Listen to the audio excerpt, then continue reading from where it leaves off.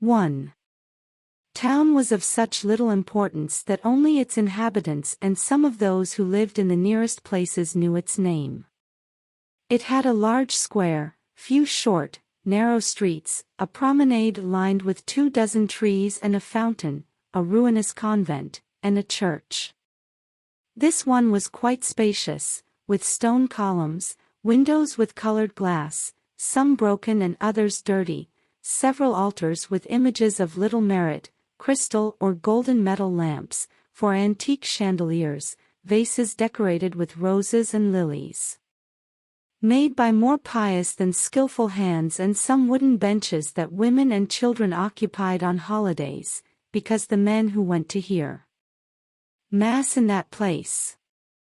The altarpiece of the main altar, already half erased by the action of time, represented the Annunciation and was almost hidden by a carved Virgin, with the baby Jesus in her arms, who was in front of her. The image wore a silver crown on her black hair and was dressed in a blue tunic and a red cloak, all the work of a remarkable sculptor, though his name was unknown. The Virgin's face was very beautiful, full of sweetness and meekness.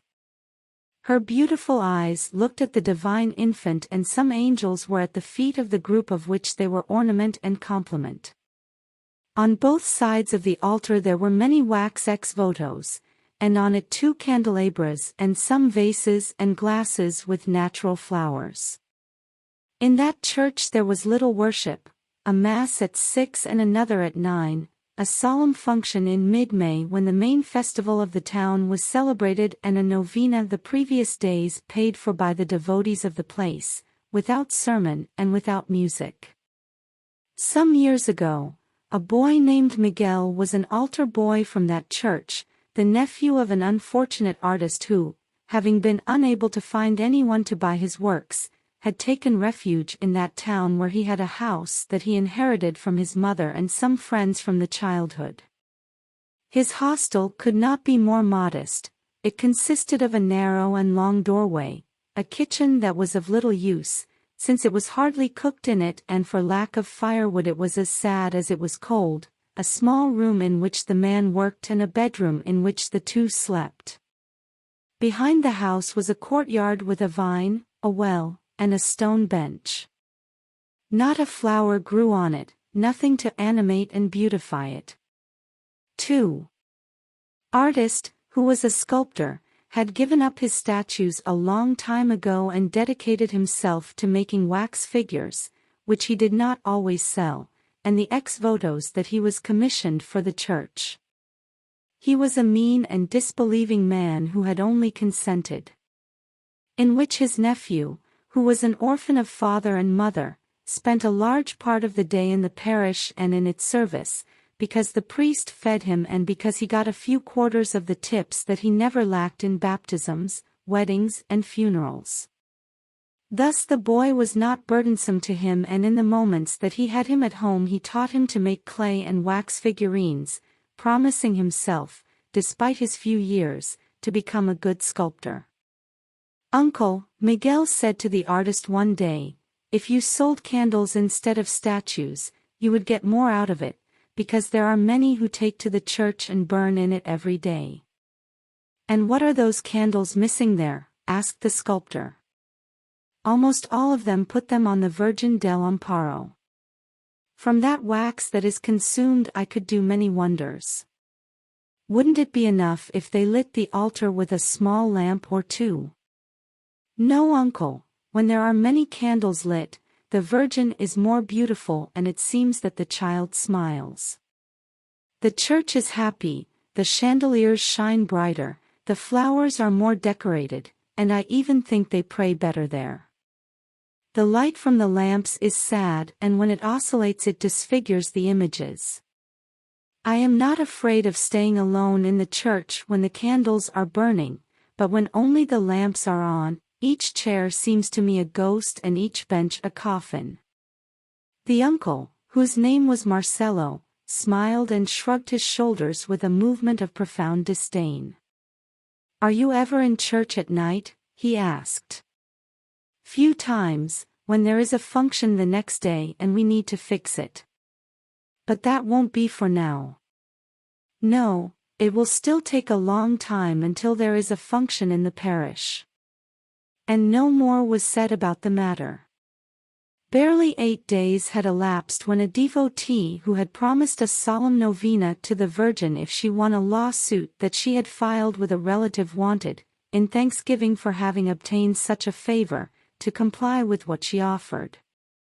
And with such haste he wanted the performance to take place, that the parish priest ordered the sacristan and the altar boys to clean and tidy up the church, even if they had to work until late at night.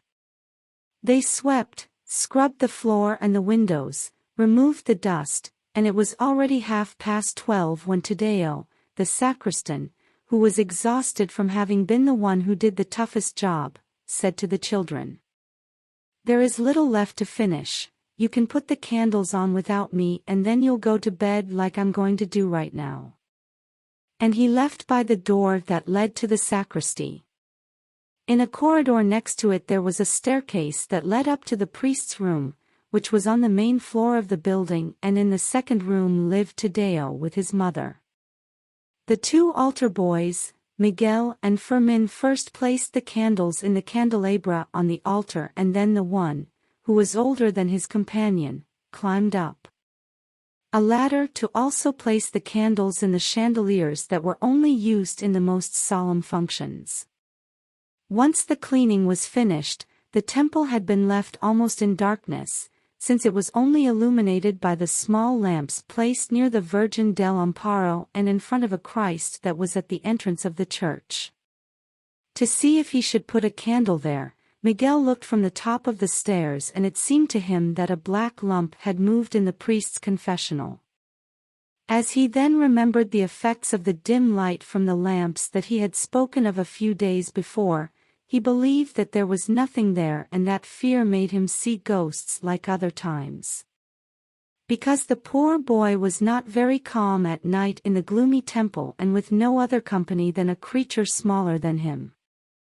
Fermin, who hadn't noticed anything, approached the church door to make sure that the sacristan had bolted the bolt and collected the keys, and, seeing that he had done so, he returned to Miguel's side and said, "Taddeo told me to go through the sacristy, but it's too late to go back to our homes. I don't dare go out into the streets right now. What about you?" "Me neither," answered Miguel. "Do you want us to ask Taddeo for hospitality for tonight? She will have fallen asleep, and if we call her mother will be scared." "Well then," continued Fermin, "we can stay on the benches in the sacristy until tomorrow." "But we will close the door that communicates with the church," added Miguel. They did so, and a moment later they were both sleeping peacefully in the improvised and hard bed. 2. The next morning the sacristan called them, and Miguel hurried to the church, which opened the door. As soon as his back was turned to her, a man slipped stealthily from the parish priest's confessional to the temple exit, which he crossed without any difficulty. The square was deserted. The man wrapped his cloak well around him and headed for the nearest street, where he quickly disappeared. 2 or 3 old women, who were the earliest risers, entered the parish a quarter of an hour after the door opened, attracted by the bell that was ringing for the 6 o'clock mass. The first thing they did was to inspect everything, to see, by the number of candles and by the arrangement of the church in general, the importance of the novena that was to begin that afternoon. They were there murmuring for a while. It seemed to them that it was very poor to give thanks for such an outstanding favor, and that so much money had to be provided to the one who paid for the function. Fermin went in to fix the altar, and one of the old women, the mayor's mother-in-law, stopped him to ask in a voice that she thought was low, although it wasn't, because the good woman couldn't hear because she was quite deaf. "Aren't they going to light the chandeliers?" "Yes, ma'am." "All?" "I think so." "Why don't they have candles on like the candelabra?" The boy shrugged as if to say, "This good lady has as bad eyesight as her hearing." Didn't Miguel put them on last night?" Another of the old women, the shoemaker's mother, mysteriously approached the deaf woman and said, "Why did they remove the ex-votos from the left of the main altar?" "I gave that arm of wax, which I offered when I had it so bad as a result of a fall, so that they always leave it there, and I will not consent to be removed to put something else." Fermin already had the altar arranged, 2 candles lit, the missal on the open lectern and on a small table, which was to the right in the presbytery, the cruets, the bell and a candlestick. As he was about to enter the sacristy, he mechanically looked up at the ceiling and the greatest astonishment was reflected on his face.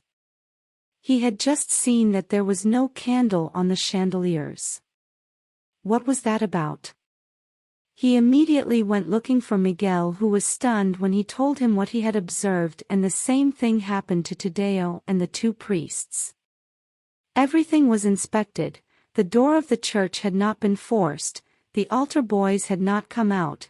As further proof of his innocence, it turned out that the sacristan had distractedly taken with the keys of the church those of the sacristy, which also overlooked the square, for therefore it was certain that the 2 children had not spent the night away from there. They declared that they had not even tried. The truth was that the chandeliers, candles and many wax ex-votos had disappeared. Why did Miguel keep silent that in the priest's confessional he had thought he saw a black lump? At first it was not to judge the real fact but the son of his excited imagination. Out of fear, then out of a vague suspicion. Was the thief his uncle? How to find out if it was him? How to betray the man who had served as a father?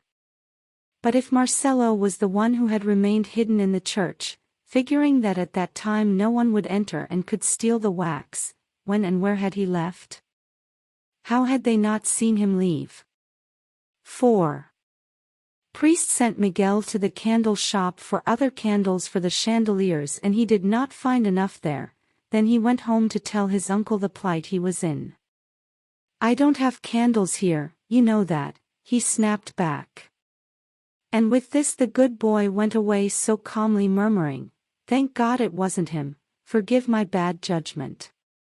Removing candles from here and there, in the sacristy and in the church, they gathered the ones that were needed in the chandeliers, and in the afternoon, at 4 o'clock, the novena began, which turned out to be the best thing that had been done in that church. The altar of the Virgin was very pretty, but it seemed to Miguel that the image looked at him with deep sadness and that the child did not smile like other times. Much was said in the town about that audacious robbery, but it was impossible to discover the author of it who had not left the slightest trace of his passage through the church. Meanwhile, Miguel, although he had not seen any candles in his house, imagined that Marcelo had more wax than the previous days to make his little figures. The man was silent and gloomy, he worked without taste and even without art. The ex-votos were not good for him, and when they went to buy them they made mistakes and many times they did not want to take them. On the other hand, when the altar boy made some saint figure, it was more beautiful, so the sculptor decided to leave all that wax for the child. Miguel began to make an image of the Virgin del Amparo with it, and it was almost finished, when Marcelo was seriously injured one night as he was leaving the tavern as a result of a brawl. Notified by the doctor and the parish priest, the one gave him the first treatment and the second stayed with the uncle of the altar boy for a long time. When the wounded man was left alone he seemed calmer.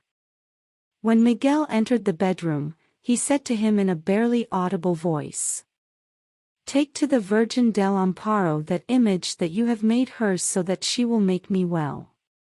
And the boy, as soon as he heard this order, commissioned a neighbor from the house next door to accompany the wounded man, took the figure that represented the Virgin and the others that he had finished and ran to the church, depositing everything on the main altar. And it seemed to her then that a sweet and calm expression appeared on the face of the Virgin venerated in that temple, and that the child was giving her one of his most divine smiles. "There you have all the wax that was yours, my goodness," he murmured, "may it serve to save my uncle's body and soul, because you and I know very well that he was the author of the theft." Marcello was cured, made and sold many ex-votos, and with a part of the product from them, he was able to offer several candles to the Virgin del Amparo, transforming himself completely after his illness and becoming a religious and honest man. As for Miguel, he was a notable sculptor, carving precious images that gave him just fame and great wealth.